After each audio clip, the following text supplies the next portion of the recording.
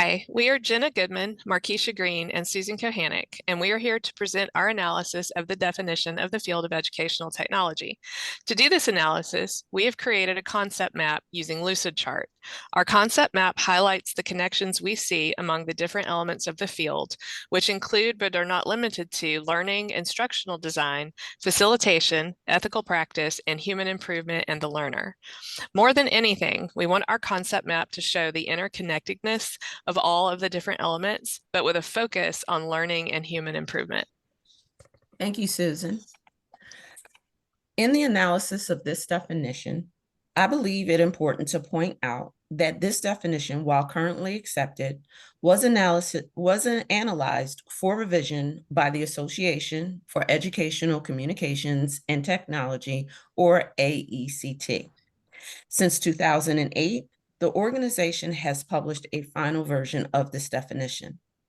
The definition is the organization's official statement on not only what the term educational technology is, but also what an individual in the field of educational technology does professionally.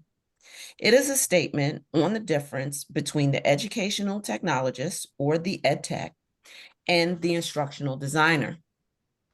The definition attempts to include activities and knowledge domains where technology and education come together.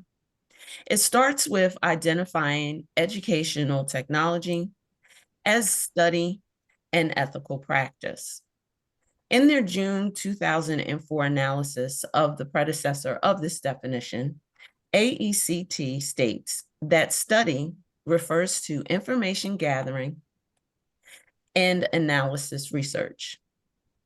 The two key words in this explanation is information and research. With research being the main activity. Through research, an ed tech investigates an application, those processes and technologies that will improve learning for the learner.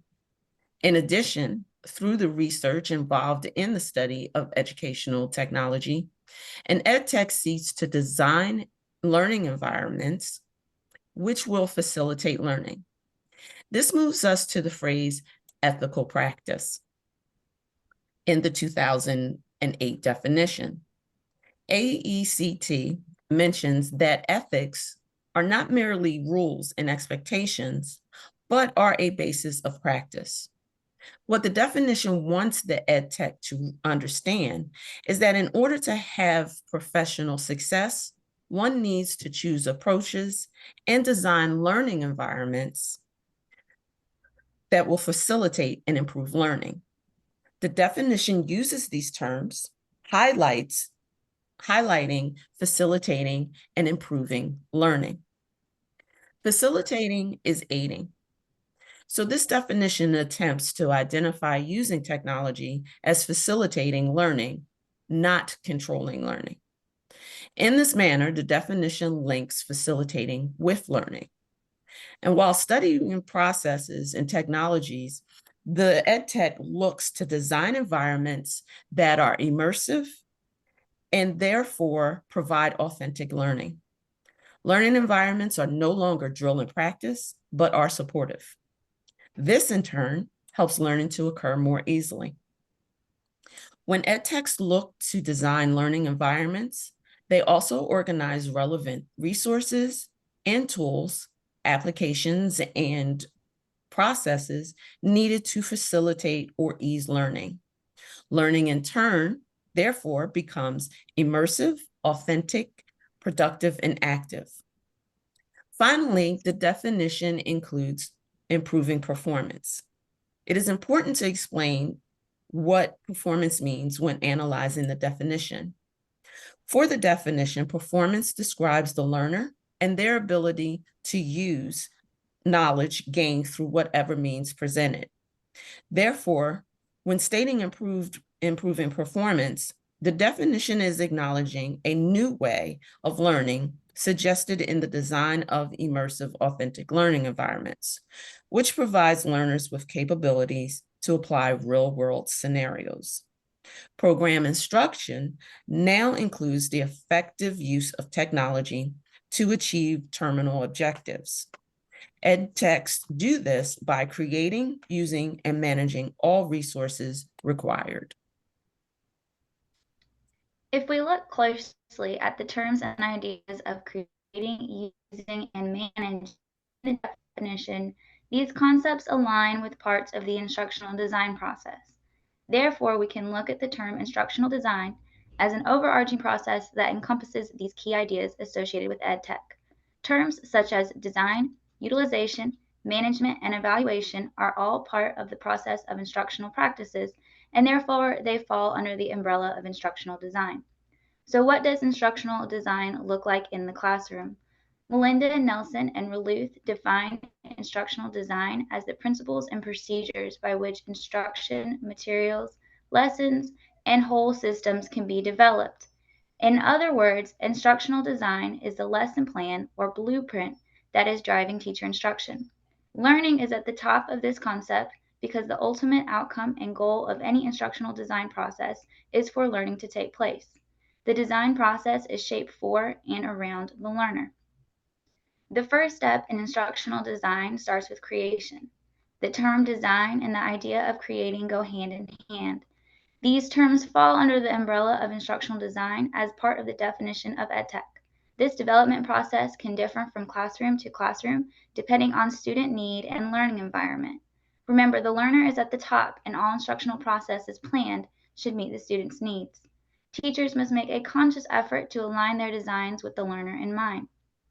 Technology integration can be seen in this part of the creation process.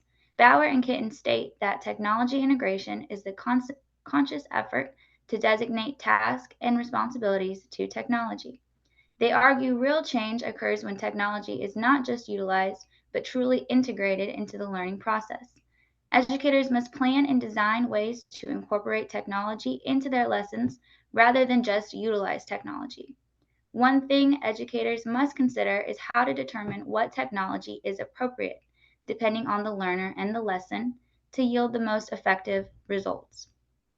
After instructional plans, the technology integration has been created, we see these designs implemented. I associate the idea of implementation with the concept of using that we see in the 2008 definition of EdTech. This means that educational technology is consciously integrated in the instructional design, and then the creations are utilized in a classroom setting. The next term to look at in the definition of EdTech is the term managing. This concept would fall at the end of the instructional design process. Managing encompasses data collection and results of lessons that evaluate learning. The purpose of managing and evaluating is to determine whether or not the goal has been met. This element of instructional design is a continual process of data analysis and reflection. Educators must then determine the effectiveness of their instruction. Teachers may need to continually adapt and make changes to their design and implementation if the learning outcome was not successful. This idea of continually working to solve problems and evaluate the effectiveness of learning ties into a key concept in the definition of educational technology. The principle that educational technology is a field of study yields to the idea that it is a continual process of evaluation, research, and continual growth in the area. Research is added to this study to prove that educational technology is effective in creating successful learning outcomes. I would like to reiterate one of Jenna's key statements. The ultimate outcome and goal of any instructional design process is for learning to take place. As our concept map shows, learning and human improvement are critical elements of the fields of educational technology and instructional design. They need to anchor us as we evaluate and analyze the definitions and components of educational technology. To move forward, we need to take a step back. We need to zoom out in order to see all of these components in order to evaluate how we can include but also balance all of these different elements of the definition of educational technology. In implementing this zoom out approach, we can borrow from the field of design thinking. According to to the Harvard Business School Online's Business Insights blog, design thinking is a mindset and approach to problem solving and innovation anchored around human-centered design. At the heart of design thinking are human problems and human issues. At the heart of educational technology are human problems and human issues. We need to let human performance drive our definition of the field of educational technology. In order to do that, though, we need to define what we mean by human performance. For this analysis, we can begin to define human improvement as student outcomes. How can we improve student learning? How can we leverage technology to help this improvement happen? First, we need a fundamental understanding of educational psychology and learning. That should drive our thinking and how we use design and integrate technology into the field of education. We need to understand our students as human beings before we can attempt to teach them, and before we can determine what technologies can best help them learn. In its discussion of educational psychology, the American Psychological Association includes the social, emotional, and cognitive processes involved in learning. Although this is just the beginning of understanding the deeper needs of our students, it sets the foundation that we need to understand that our knowledge of educational psychology and learning should drive our expectations of human performance and therefore of our students' performance. It should also drive our expectations of teacher performance. How do our teachers learn? How can we effectively train them to support their students? How can we support them in improving learning outcomes for their students? Understanding how people learn is the cornerstone of educational technology. This has become important in efforts to create a shared definition of educational technology. In one example, a clinical associate professor explained her university's approach to renaming their program Learning, Design, and Technology from Instructional Systems Technology due to their desire to put the learner front and center. They wanted a program that would emphasize the learner as opposed to instruction. Making sure the learner remains at the forefront of educational technology ensures a focus on human improvement and student outcomes. But how can we move forward from what we are doing now? Currently, in the field of teaching and learning, as teachers, technology users, and technology coaches, we can analyze and evaluate how we use and manage technological processes, technological resources, and educational media. But we need to take it a step further. If we truly understand ed psych and learning, then we know that although technology can improve engagement for students, it does not automatically improve learning. A broader and deeper understanding of how our students learn is the first step. Careful and deliberate instructional design is the second step. Technology integration is the third step. As Melinda and Robinson stated, beyond the goal of simply helping people learn, educational technology strives to help them learn better than they could on their own or through means other than educational technology. A potential area for improvement in the Janoswski and Melinda definition of ed tech is the inclusion of transformation. Is it enough to only include creating, using, and managing? Or should we also consider how we can transform teaching and learning with technology? Teachers and students need to envision how technology can change what happens in and out of the classroom. What can students and teachers do with the support of technology that they couldn't do before? And how does this improve student outcomes? That is the potential transformative nature of ed tech. Once we let human problems drive our thinking, we can use and manage current technological processes and resources, as well as educational media, to enhance and improve teaching and learning. Then we can evaluate and reflect in order to continue improving our current practices, but our focus needs to be on the missing piece, transformation. We can implement small steps.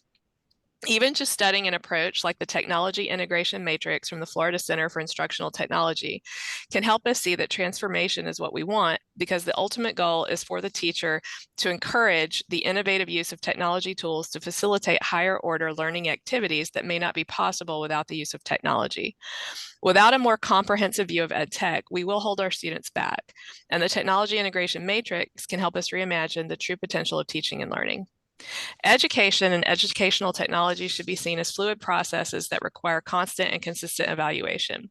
We need to use technology, but we also need to evaluate that use, reflect on it, and then improve upon it.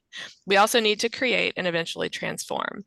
No matter what, we should always come back to the essential question: how can we improve learning outcomes for our students in a world that is constantly changing and evolving? How can we harness technology to transform our students' thinking and outcomes? The first step is to make sure we remain focused on keeping learning, the learner, and human improvement at the center of the field of educational technology. In conclusion, as we have demonstrated through our concept map, we agree with the definition of educational technology as described by Janoswski and Melinda. Certain elements definitely need to be included. such as ethical practice, facilitation, and how we use technological processes and resources. However, it is important to more specifically highlight the role of the learner and the need for human improvement as significant parts of the definition. People are at the heart of teaching and learning, and a comprehensive definition should emphasize this. Finally, as we conclude, we would like to share the references we have used in our analysis for this project. Thank you.